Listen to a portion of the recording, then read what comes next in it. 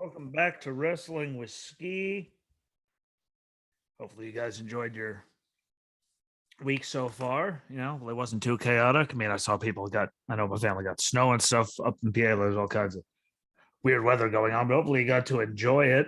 If you watched any of the programming so far this week, there was some good spots in there. So I'm not trying to take, away and say it was all completely garbage, but there was a lot of just like dumb in there. But some of the dumb could lead to some really, good things if done right. So I will give them credit for that. Some of the stuff that sucked, there could be, a bigger goal behind it, let's say. And I mean, we did see a lot of it coming, which, I guess I can't be too mad that they did do it. It's just where do they go from there? There's a lot of good, again, opportunities. So I hope they do some of the good stuff. But I'll get to all that. And some of it I really, really hope they do. But anyway, to get to Raw, I mean, having Seth and Cody out there on the mic starting out, I just want to say I enjoy seeing it, even though I know we're in the honeymoon, stage of, Cody being back and all that.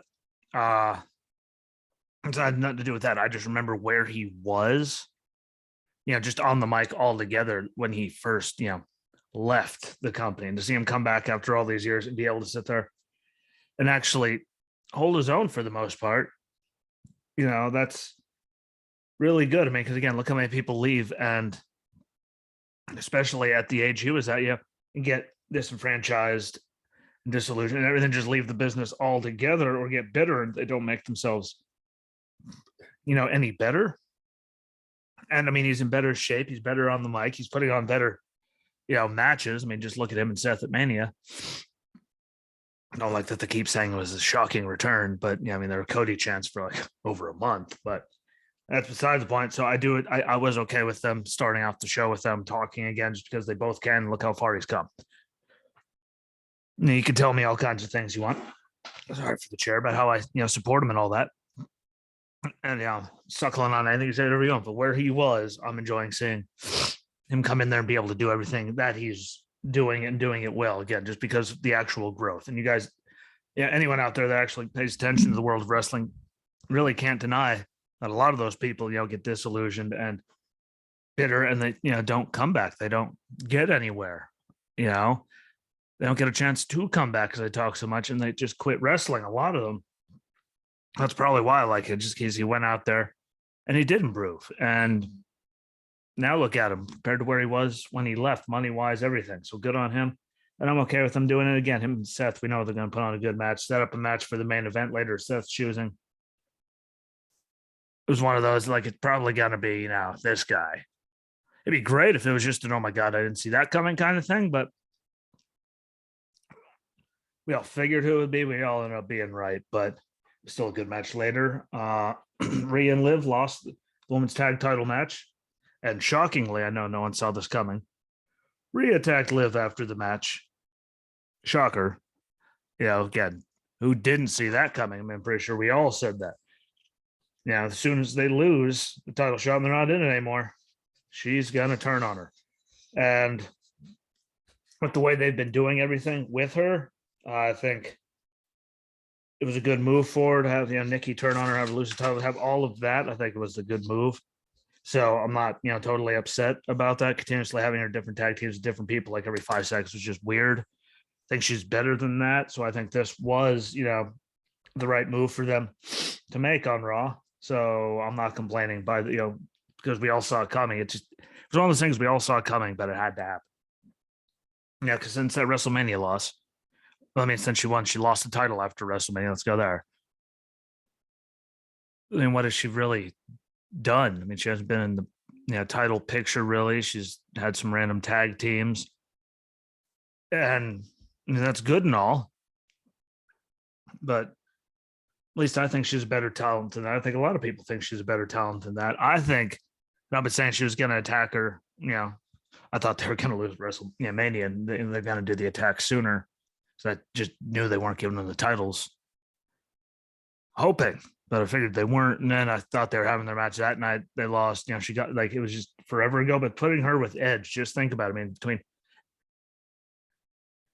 everything he's been part of, the Ministry of Darkness, the Brood, like all the things that he was a part of, and a big part of, and has experience with. I mean, I think her as a female, with the way her character already is, and having her turn like that, I think that'd be a great fit. Because then you think about it, they get one more person in there. You can have a serious world title contender, a single titles contender. You can have the tag title contender, and you can have the women's, champ right there, and they could own everything and really help elevate and build everybody with Edge there. And again, under the learning tree of Edge. I mean, how bad of a thing can that be? Like, I think that could be really good. So, for a change, that one of those we all saw coming. I'm not going to complain. When she does go and join Edge, she does. None of us are going to complain. So I think that just she's always been a darker character, really, for so long now. And the Nightmare, you hear her song. I mean, like she's just it's fitting for her. I hope they do it. Her and Priest together, I swear. So I mean, yeah, there's just too much good stuff there. It would fit way too much. I mean, it's probably going to screw it up, but that'd be a good one. I don't think anyone can really disagree with that. So hopefully they pull the trigger on that one. Just again, give a woman to the group. It'd be a great, great thing. So hopefully we'll see that they do with it. Disappointed in the writing team because they fed Sonya what to say. And the best line they could come up with was her calling Buffalo a suburb of New York City. Like, I'm not, even Hannah looked up, went, yeah. Like, they're only like a 6-hour drive away, 396 miles away from New York City to Buffalo. Maybe it's only a couple hundred miles away. But you called, like, that's just dumb. Like, and they should have known it was dumb. They could have made a line that it might as well be Canada because how close they are to that. But yeah, that was just someone let that get away. I mean, that's just simple things like little details, which is why the big details tend to piss us off all the time because they can't even get little things like that right.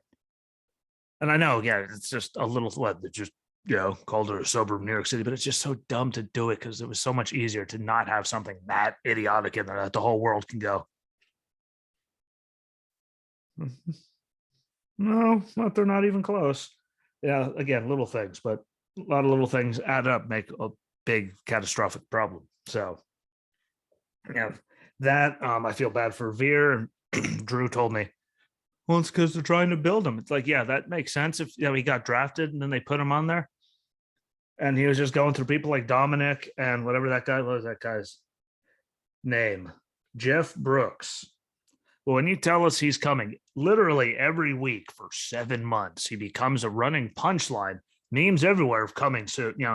Like all that. Like after all that build, like you should not feed him Dominic Mysterio and some random stick figure. Again, couple weeks there, sure. 7 months, in my opinion, they're doing him dirty by feeding him all these idiots, especially after they made him a punchline. They have feeding him people that are half my size.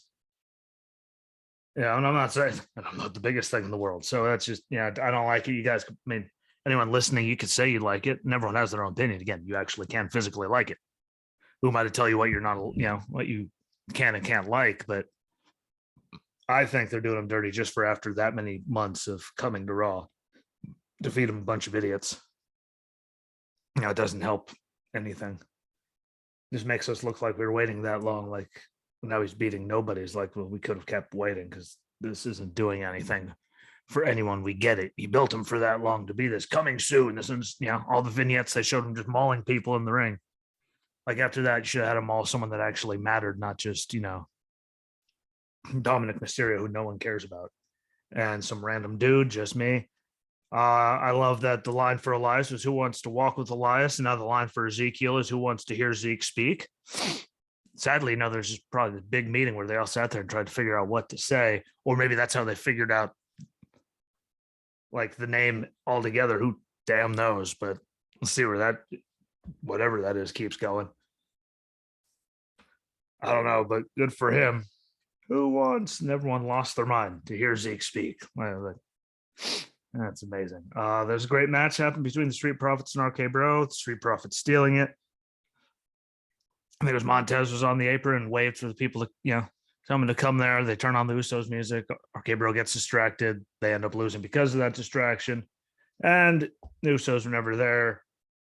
And the Profits run their mouth about it. So, and again, carrying on that heel turn after they're demanding title matches and all that, I'm okay with them doing that. I thought that was really, really a good touch to have there.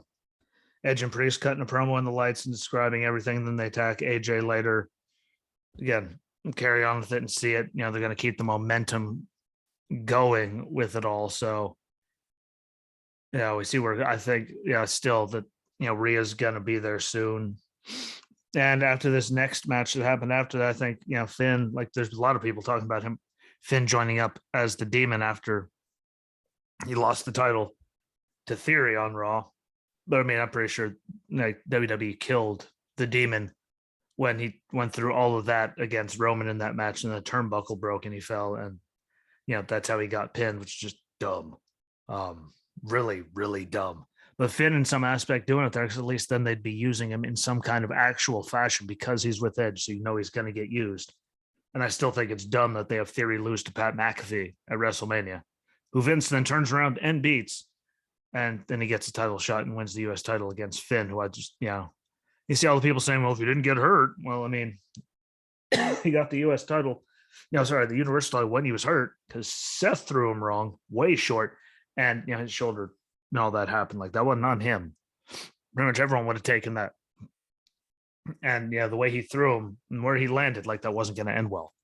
So all the people saying that, like, you're idiots, just like, look at what happened to Sting's neck. Like, there was just so much, like, I don't know, he was going too fast at that point. But he's the one that hurt Finn, and Finn's one of the best workers they have. So I hope that this means that he will be the next piece, with that, because they're not going to bring a Bullet Club into the WWE. They're not going to do any of that. So him going again, him with Edge, and him, Theory. Theory. Him and Priest could, be tag champs together and or just anything like that, but be a good fit for the darker thing, because we know he could do the darker thing. Like, this would be a much more serious darker thing, but he's done all those other, like, again, Bullet Club, all this stuff all across the world. So I think he could, very well pull it off, and to be the best thing for him to do, because he'll get used, because I just don't see him being used now that he lost to him, which doesn't help at all. But that would be a save for it. Put him in there with them and let them do that. That would be a save. The only thing I can think of now, again, that's, and that's not against Theory. We all know how talented he is. We all know how young he is. We all know how talented he was, like at a very, very young age. There's nothing against that. It's just, I don't know, there's something about Finn. Every time he gets something going, they keep him out of Mania. They keep him out of everything.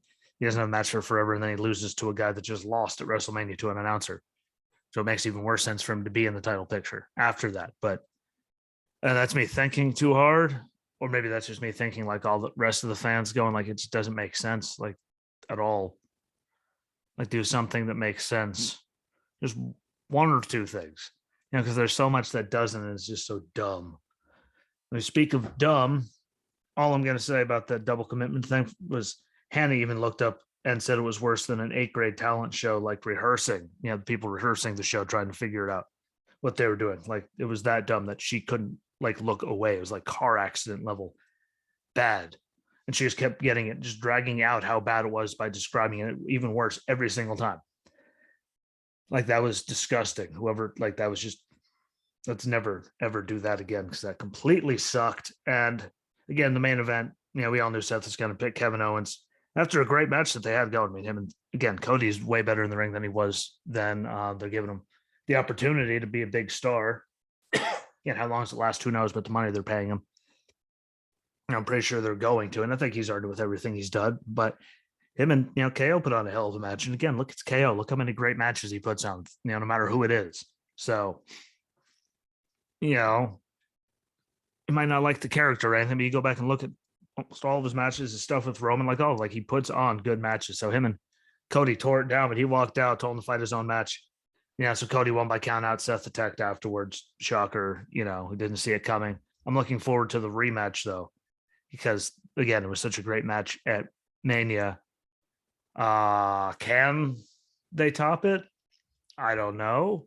Will they be able to? I mean, I don't know. Do they have the capabilities to? Yes. But is there going to be less stupid involved at WrestleMania Backlash? That happened before with stuff no one cared about. Probably more than likely there's going to be some of that. But regardless, like it just had that good of an impact. Like you could have the biggest, like, put some air quotes, shocking return ever. And they can still stink to join out and put on a bad match and no one will care. So I think it'll be good. I don't think it'll, be as good as that just because, but both of them can very easily deliver that. You just know that with Cody coming back and all that, they're putting not just their best foot forward, they're putting down like the greatest foot ever that they could to make that as memorable of his return as possible. And I think, that puts him into a corner for this one. I'm looking forward to it. I'll give them that much. They still have me intrigued. And again, it wasn't even really against Cody there in AEW. I mean, I didn't think that he should have got the TNT title like that just so he couldn't defend it because, he was hurt and all that. And, then to lose it right away, like I thought that was just dumb. Because, they put it on Sammy just for them, Sammy to lose. Yeah, that's just dumb. They give it back to Sammy so Sammy could lose to Scorpio Sky so then Sammy could beat Scorpio Sky again to become a 3-time. Like it was just dumb the way they did all of that. So whoever was making those decisions, like get your head checked because that's stupid, really stupid. I thought that we saw him way too much. Go big show, just everything. He was all over the place. There was just Cody, Cody, Cody. I just, again, I'm going off of his last time he was because AEW's wrestling style and the WWE are two completely different things too. You see the match quality between them. So to see him come back at Mania and first time back have a match like that, which is still better than anything he did before by miles, like it was just good. And I think it's still going to be a great match. Again, I just don't have faith in them, having as big of an impact just because. Look at movies. How many times is the sequel, as good? If not better, especially if that sequel is supposed to come out like a month late. I guess it was really hard, but it'll be a great match still, regardless. So I'm looking forward to that. There's some good stuff on 2.0. The Gristled Young Veterans cut off pretty deadly, and I will say, like with the Gristled Young Veterans, I mean, letting them be Dusty Cup runner up twice, the way he could talk, like I just, Gibson could talk like I figured they should have been tag champions already over there, not, before Pretty Deadly getting it in the first night. So that's my big problem with that, just because. And granted, look at the tag teams that they had then compared to now, And if all that didn't happen, then, MSK would still be champions. So that adds some, craziness to it. I will say it was good to see Wesley in a match.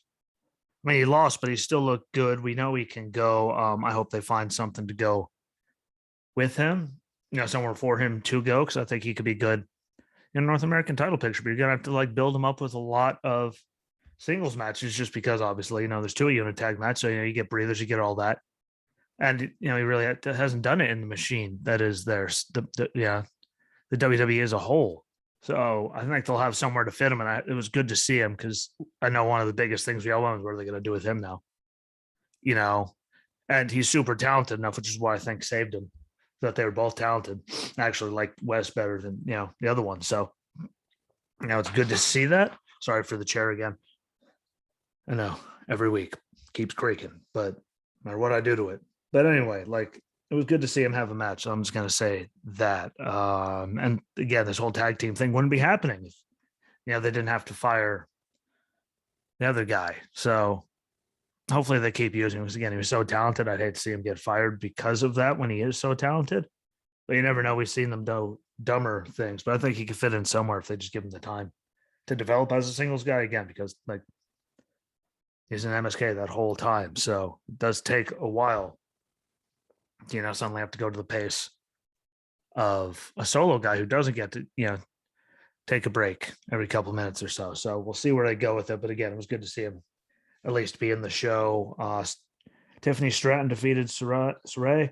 I still don't get why people cheer for her, but whatever. Sangha lost to Waller clean, so I guess that means Braun Strowman can have his pants back, and Sanga's about done.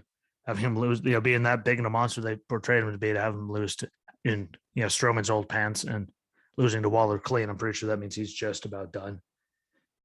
Oh well. Carmelo Hayes, beat Santos Escobar when he distracted the referee and two of Tony D's goons. I mean, say whatever you want, but yeah, attacked Santos outside the ring with the crowbar in the back of the knee, led to the win. And then later on, Tony D had a boot put on their car so they couldn't go anywhere. The dead fish on the windshield, it's dumb stuff.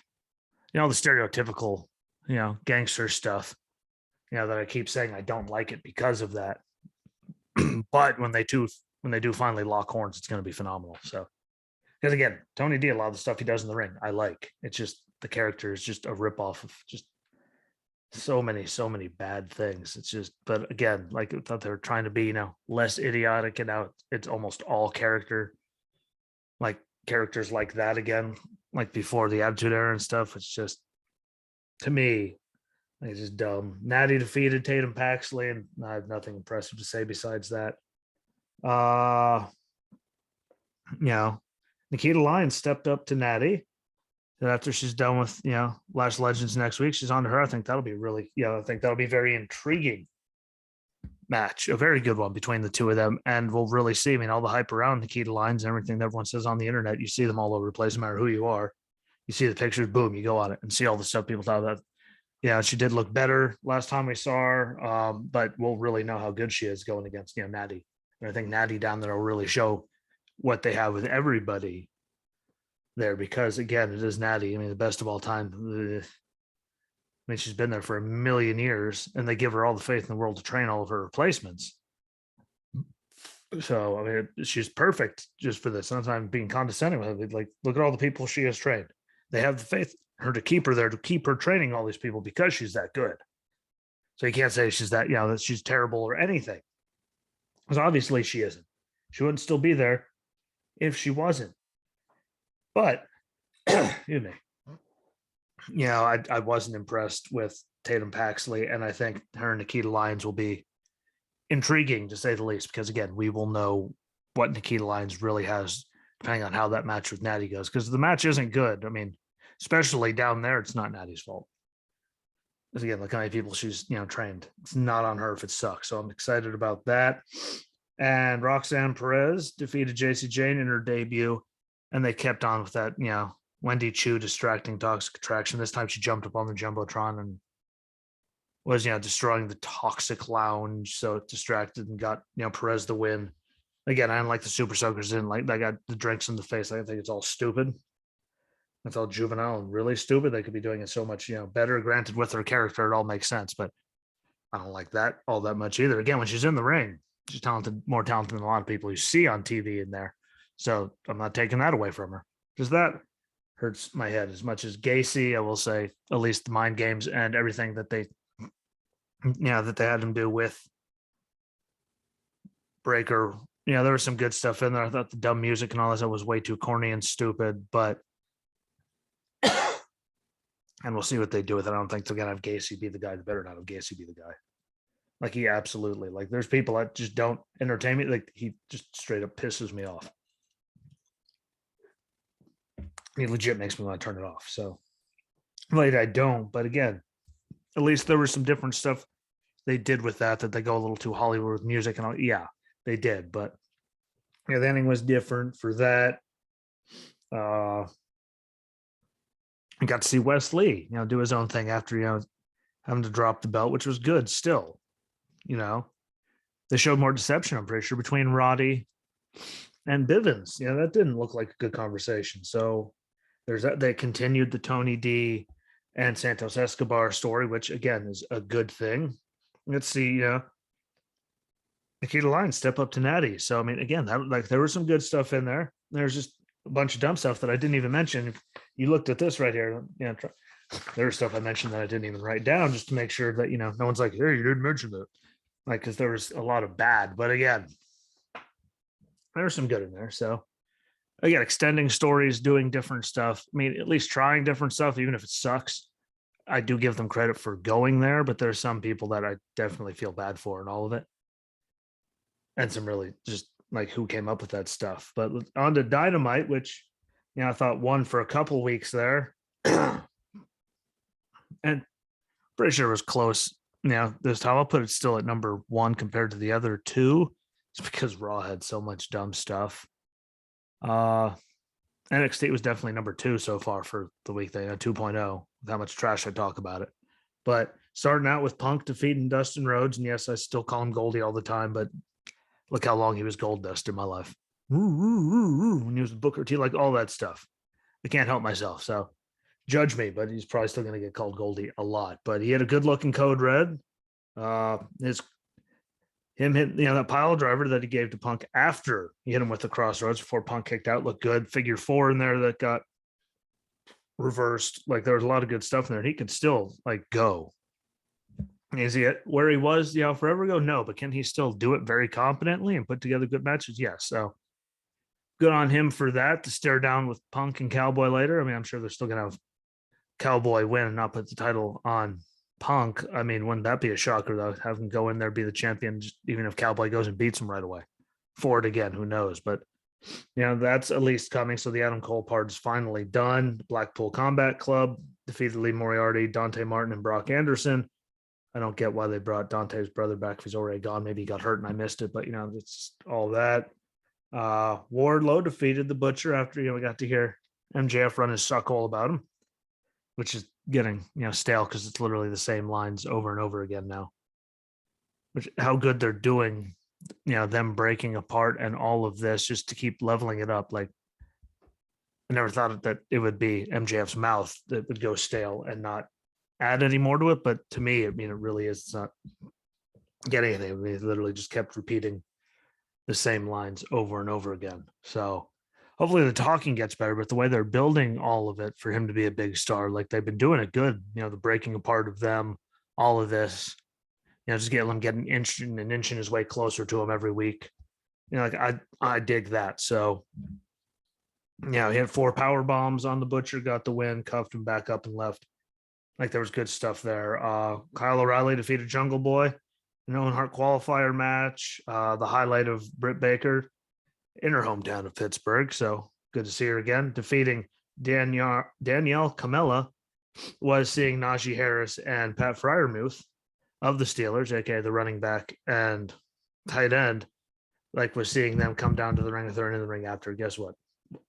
I'm sure you've heard me say that I'm a Raiders fan for some awful reason, but I also grew up in Northeast PA on the Eagle side of the state. I hate all Philly sports teams. And I'm a Steelers fan just because they were always, the one game that I was guaranteed to see while everything else was alternating. It was either them or the Eagles. And they were normally on at the same time. So I just watch whichever channel, normally CBS, where the Steelers run. So it was cool to see them there. That made it worth it because the match wasn't the greatest thing ever. And Britt qualified and moved on, obviously. And then Darby defeated Andrade in the coffin match. There's so many shenanigans and idiocy, all the stuff you'd expect with other people getting involved, Sting diving off his stuff. Like, all the normal, but Darby got the win. It was his kind of match. That's the kind of match you'd expect him to beat Andrade in.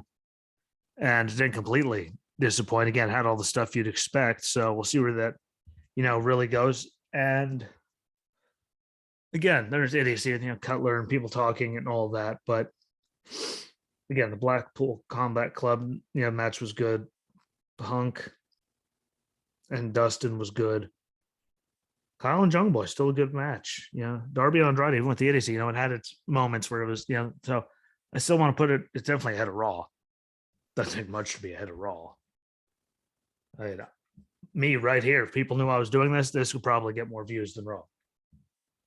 Which, by the way, stop saying that, was the most successful. Look how many more views WrestleMania had than, and the Super Bowl and all that on YouTube. Like, is WrestleMania. I mean, you can break it down per match, and people look at that just to see matches as compared to you see the Super Bowl. Like people watch that WrestleMania. Like you can go back and watch the highlights in specific matches. So that naturally would get more so people could watch stuff that they missed because they didn't want to waste their time on watching so much stupid. But that's another personal thing. But altogether, again, I really like Rhea turning on her finally, just because we all saw it coming, but her and Edge, like, it would give Edge the female part of it, which I think would be a good addition to it. And it's fitting for, everything that's happened to Rhea. Her whole character is based like on this dark thing. Her relationship with Priest already, like, I don't think it could hurt any of them, especially how young Rhea is and all that. So to get that going, I think that would be really, really a good career move for her and for the group altogether. Now, not a lot of them.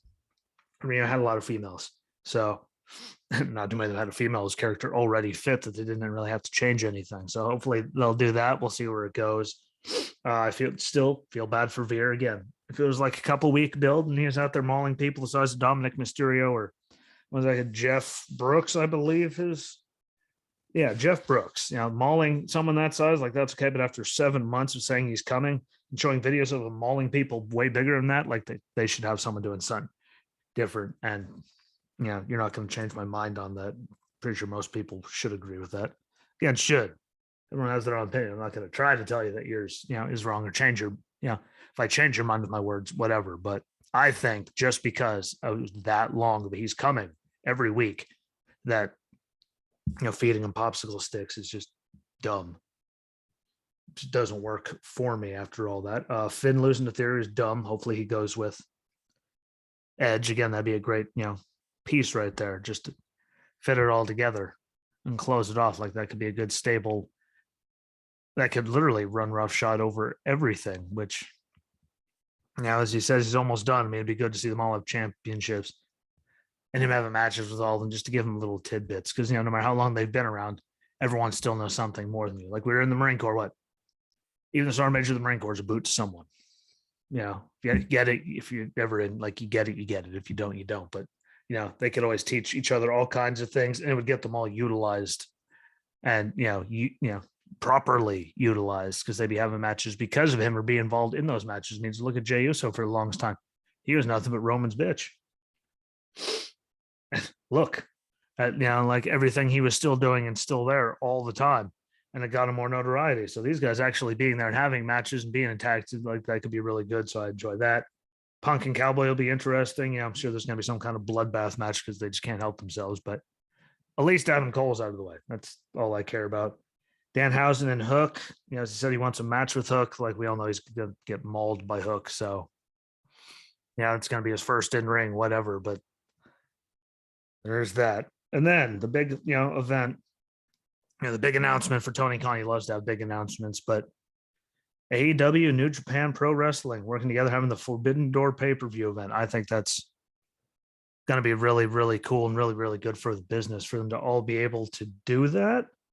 But I think it's a good step, because look, all the people that are going here, there, and everywhere between New Japan's, CZW, GCW, Ring of Honor, Impact. Like, they got guys that are just going here, there, and everywhere, working all over the place. And that can't be a bad thing for them, because it gets, more people, more opportunities to do all kinds of stuff. We got AAA tag team champs. Like, I think it's a really good thing. So I'm excited for that. And again, it could only be good things for the business, just because more opportunity, on bigger scales for more people. I think that'll help everyone out. And that's what we need, again, because it was WWE for such a long time all on their own. They had no competition, which is why they got so stale and garbage.